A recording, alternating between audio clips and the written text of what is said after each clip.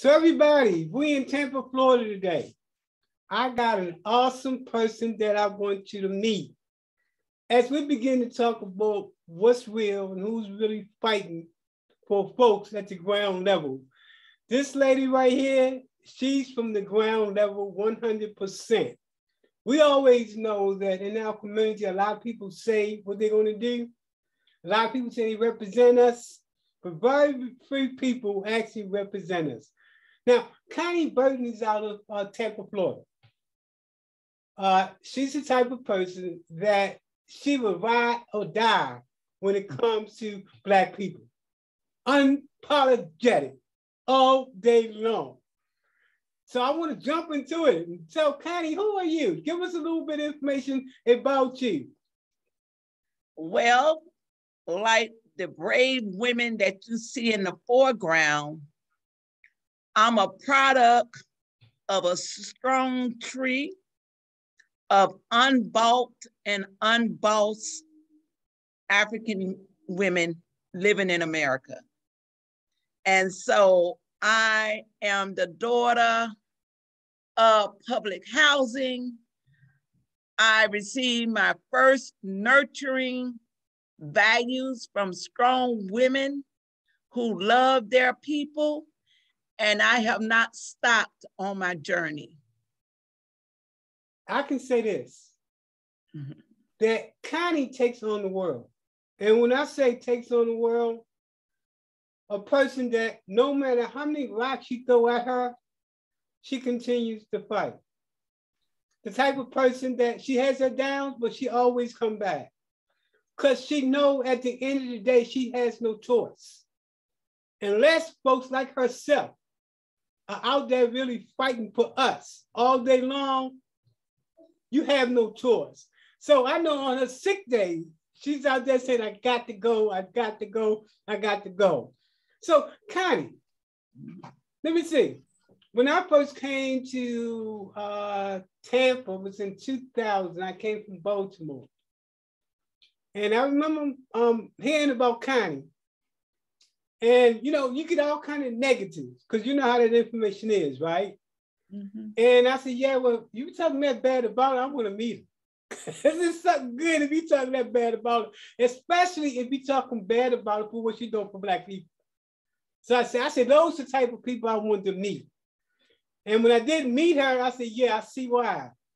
Because she should know she will not back down. She will fight to the end of time in order to get what she need to get. So Connie, share with us some of the groups that you've worked with in the past and continue to work with now. Well, I try to always center myself around folks and organization that mission is to give voice to the voiceless. I've worked with strong revolutionary organizations and individuals, progressive organizations. Even now when I see young people entering in the arena, I find a way to interject and to participate. And so I'm like what Brother Malcolm says, you could be the smartest person that you think you are, but if you're not an organized person, it does very little value to our struggle. And so I try not to never center myself as the Connie BURTON, but I am a member of an organization. Presently, I'm a member of course, the NAACP locally, and I'm a member of the Florida Rights Restoration Coalition. So what is that? Well, the Florida Rights Restoration Coalition is a really young organization led by a brother named Desmond Meade that saw that the state of Florida was still holding on to the old viciousness of denying voting rights to brothers and sisters who had past criminal entanglement with the system. So that slogan of you pay your debt to society do not hold true if people are not able to gain all of their democratic rights. So with the work of Brother Desmond Meade and others, we looked at this denial of mostly brown and black people, people who have been disenfranchised through the criminal justice system, put together a petition in which all citizens in the state of Florida was able to participate, that believe in second chance and second opportunities for people. It was a petition that said simply that a person had paid their debt to society, that they should be able to re-enter into that voting process. It garnished over 65% of support throughout the state of Florida that was in support of Amendment 4. It immediately was challenged by the state political leaders that said that the citizens didn't know what they was voting on, or the language was so confusing, that members of the state house in Tallahassee immediately attacked a provision that set off some roadblocks and barriers, but nonetheless, we have been consistent in making sure that people are able to re-enter into the political process by helping to facilitate in the paying off of all fines and fees. So essentially, poll taxes that was administered against our people in the late mid 1940s, 50s, is some of the same battles that we are having to deal with today. But nevertheless, we are determined. We know voting is not the end game, but you got to be in the game. And so we do a lot of voter education.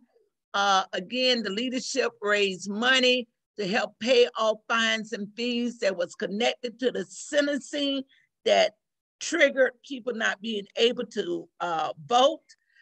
We have identified well over 100,000 people that are eligible to participate. Awesome. And we're just gonna keep on with this journey. Awesome. Here in Hillsborough County, organizationally, we gave the clerk of court $1.5 million to deal with those fines and fees. And so we're anticipating or receiving a receipt of payment so people can move politically forward. So that's where we're at now. Now, Connie, you're speaking to the nation. Tell the nation, what is the state of the criminal justice system in Florida, in Hillsborough County? Talk about the fairness or lack of fairness when it comes to African Americans in the state of Florida, specifically Hillsborough County. Well, in Hillsborough County, prior to the 2018 election, we had a former state prosecutor that ran his campaign solely on the fact that Hillsborough County was #1 in the nation of adjudicating more juveniles into the adult system. Ran a campaign, was very proud of it. I can say that many in our communities was afraid to take him on. We did find he did end up with an opponent. Andrew Warren ran against him. People didn't know very much about Andrew Warren. He was on that political Hillary Clinton wave of a new progressive state attorneys that want to bring fairness inside of the system, because everybody knows it's broken, and it's been broken from the existence of time. But nonetheless, a group of grassroots women, including myself and others, we knocked doors, we shared stories, we worked with other organizations, and Mark Over was defeated by less than 1% of the Black vote. I mean, everybody within inside the African precincts voted against him because we wanted real reform. Mm-hmm. I can tell you it's still moving, in my opinion, on a snail roller coaster. Because, see, what we have to understand that when any candidate run for office, they already know that their life is going to change drastically. Mm-hmm. You know, they move into a new position. Their family composition might even improve just based on their new income status or the status of the fact that, you know, they're the top of the pyramid.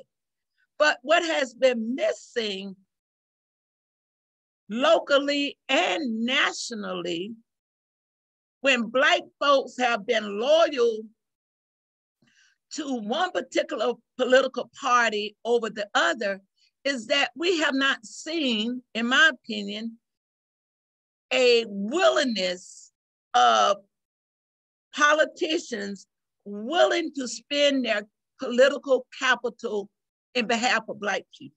Awesome. You know, I'm there 100%. That's why I'm an independent. See, I believe if we voted as a bloc independently, we could move the dial if it's Republican or if it's a Democrat. If the Democrats know we're going to vote either way, it's nothing we can do because we guarantee it. But if we change the narrative and use people power and say we're loyal to no party, but we can negotiate with either party, then we become a power thing. The problem here now, we're weak because we only depend on the Democratic Party. And you got Black leaders that are indoctrinating saying, well, we have no choice. Well, that's why we're in the state of affairs now because of people like you. Because you said we don't have no choice. What we did, we have to politically understand how important it is. But Connie, let me, before I forget, look, how long have you, what was your age when you got into advocacy, when you got into fighting for the people? How old were you? And what was it that led you into it? Did you wake up one day and say, look, I'm gonna do this? Or was it something that happened to change your life and say, I gotta be part of this? Well, you know, like I said, I grew up in public housing, and that has always been like a stable, loving environment for me.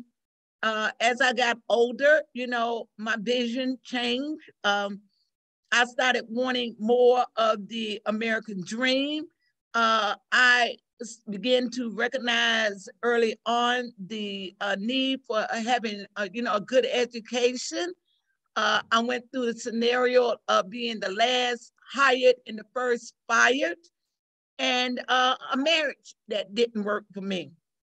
And so around 1980, I moved back into public housing with my family. And I began to see the social experiment had not improved, that we was in a greater crisis. And so I chose at that time not to allow other folks be my voice. I decided at that time that I was gonna show up and I was gonna participate uninvited. I would not allow people to tell our story, the condition in which we live. I didn't wanna be seen as that poor, ignorant Black woman that was getting welfare at the time. I didn't want to be seen as that. I wanted to be able to say that we can get out of these conditions if these barriers are moved out of our way. Yes. So I've been on that track ever since of not disconnecting myself from the community, the struggle, staying loyal, because I believe until we're all free, none of us are free. So let me throw this in real quick, and this goes to Rovers Park. Well, Connie told you about Rovers Park. Well, I live in Rovers Park. Connie lives in Rovers Park. So let me throw this out. It's not where you're at, it's where you're going. That means you have a responsibility for the village to do what you need to do in order to build the village, because they've taught you not to be part of the village. But let me tell you something, even in the projects, you got soldiers that want an opportunity in order to move to the next level. So it's not where you go, it's where you're going to. So Connie, I know sometimes when things get so hard and it seems like everything is hopeless, what happens? Who is it that you reach down to? Or what do you do on those days? And we know how to struggle with. Sometimes everything is going right, and then other times it seems like it's all going wrong. What do you do when you feel so down that you don't want to go no more? Every morning, I go through my ritual of giving thanks and thanksgiving to the Creator, first and foremost. And then I have this discussion that's based on recallance of history. Not that I lived it, but it did happen to our people. And so I try to imagine, based on something I read or was told to me, of a historical event that meant our people needed to stay grounded, our people needed to stay lifted, and we needed to stay focused. So whether it was reading about Queen Mother Moore, Marcus Garvey, or Fannie Lou Hamer, Ida B. Well, I am always asking the Creator and the ancestors for guidance. That's for me. Asking for guidance, not let me become short-sighted, lose my way, or feeling a sense of being demoralized.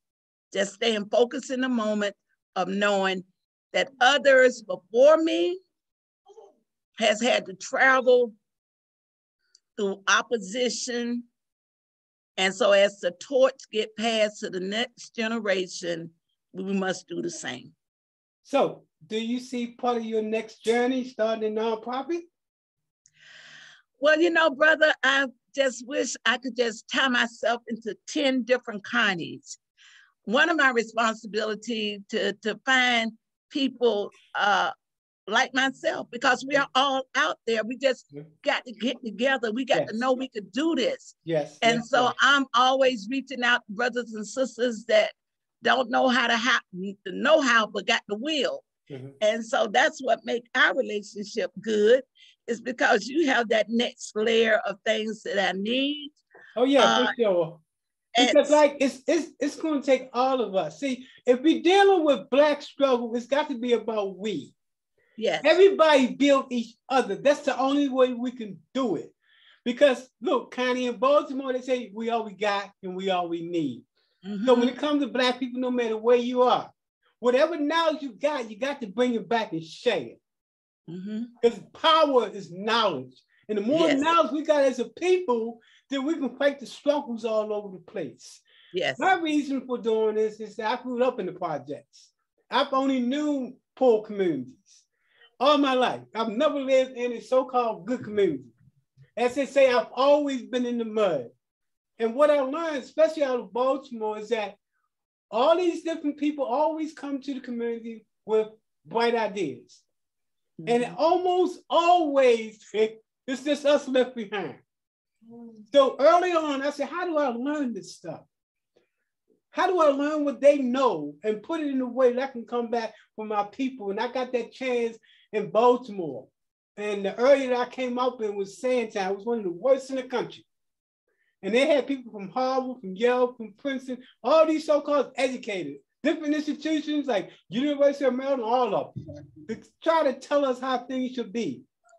And during that particular period of time, I soaked in everything. They said, Mr. Randall, you know something? You can do this better than us because we're not where you from. He said, the problem is everybody that come in your community, they're not where you from. So I said, let me tell you something. I told when I was young, I said, when I grow up, I'm gonna keep learning what I know, and I'm gonna go back to the streets and I'm gonna change. No, we're gonna change it. First of all, anybody say, it's a problem, we're gonna change it. You know, collectively working together. And that's what I've been doing since hitting Tampa, all over the place. If it's New York, Chicago, I said, look, man, let's get together, share our knowledge so we can collectively do this. Because ain't nobody coming to help us. And the reason why I wanted to interview you today is because you represent the real deal. when it comes to the struggle of people. It's the real deal. It's not a Yale, a Princeton, somebody with all these different degrees. I say somebody with a degree in streetology. They understand the streets because they understand the struggle. You know, that's what I have. I have a degree in streetology. So that means with that understanding of streetology, and you combine that with your knowledge of how things are done, you can't lose because you're coming from an inside perspective. And the one thing I'm blessed about is that when I'm meeting with these developers and these other people, when I sit at that particular table, by the time I leave that table, they got respect for not only people in general, but specifically people who might not have that economic status. You can't judge a person by their status, but you must judge the contents of that person's motive. So God has a particular reason for all of us. You know, I don't care if I'm in a room with big time, I'm still not gonna sell out the streets. It's the same old, same old. I've been kicked out of meetings because of it, but I don't care, right? I said, this is something dead to me. These people right here, I know. I said, you crazy? My people in Baltimore, I know they deal with this every day. The people here in Tampa, they deal with this every day. For us and people like you and I, it's too real for us not to want to make change.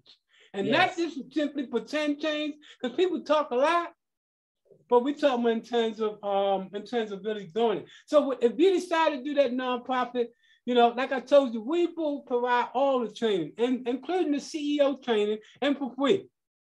But it's not really for free. It's not for free because you serve a purpose to go out there and change somebody's life. Yes. You see what I'm saying? And for me, that's a value. I'm not looking for monetary, money. I'm looking for value, impact. Yes. And I'm willing to give everything else free. If you can go out there and make a change, then that's my payment right here. See, when I leave, I can't take money with me. Yes. What did you do when you was here?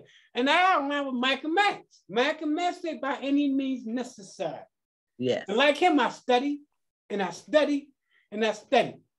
And I say, I'm going to intellectually shoot bullets at it. They can't deal with that intellectual bullets to bring them down. And then look at it from a different perspective. But it's been a pleasure talking with you today, Connie. I've interviewed a lot of people, but you was the one that I was trying to get at for so long, because they say, here's the real deal. Especially if we talking about crime in our neighborhood. If we talking about drugs in our neighborhood. People have to see somebody that look like them. Yes. And they have to be able to say, yeah, but that person right there, yeah, I can identify with this person. Not the person that has a perspective, we're going to come in and do this for the community, you got all this. That's not real. You can't get to the streets that way. I always tell people, street do street. And unless you understand that, you can't change the streets. So any final words you want to say before we part ways? Well, I would just like to encourage our brothers and sisters not to give up and not to give in. Remain steadfast, like you've indicated. Get all the information that you need to bring back to the village. And once we get it, we share it and then we act upon it. And so it's been a pleasure speaking with you today, brother. And I just say, let's keep doing the work. There you go. Definitely. Well, Connie, let me ask you a question. And I know you contemplating your nonprofit. If somebody wanted to give some money, can they email you at some place? Or how can they get to you? Because you're contemplating this, and you got a lot of friends that's out there that's been probably waiting for you to do this, right? So how can someone get in contact with you to learn more about what you do, and more importantly, if they want to give a donation, and even if they want to do volunteer work? Well, I always shoot my phone number out. Other than my great-grandchildren having my phone from time to time, I keep myself available to the people all the time. I can be reached at 813-499-6186. That's 813-499-6186. Excellent, Connie. I'm looking forward to working with you so we can definitely bring about the change that's necessary, because you're a powerful person. And when you combine that with additional knowledge, you become unstoppable. Because we know that when you're talking to lenders, you got to have a particular language. When you're talking to a banker, a particular language. When you're talking to a politic, a particular language. So once you learn a language and you sit at that table, now these players become different because you're talking that talk, you know, and that's the purpose of the training, to talk. Because quite candidly, only the elite get this type of training. So you have to be part of that circle where you go to this training for these outrageous prices, or you go to your Harvard institution, right? I say, God gave me a gift and I'm taking it back to the streets, because it's the number of people that you impact that makes the difference. When you think you can do it by yourself, you can't. But if you can train 1,000 people, 15,000 people, now you begin to bring that impact that's necessary. So my sister, again, looking forward to working with you. Anything else you want to say? Especially the Rose Park, because you know Rose Park will be hitting up on this. All right. So we'll talk soon. Thank you. All right, thank you. Hold on 1 second. I'm trying to cut this off recording. Where's recording at?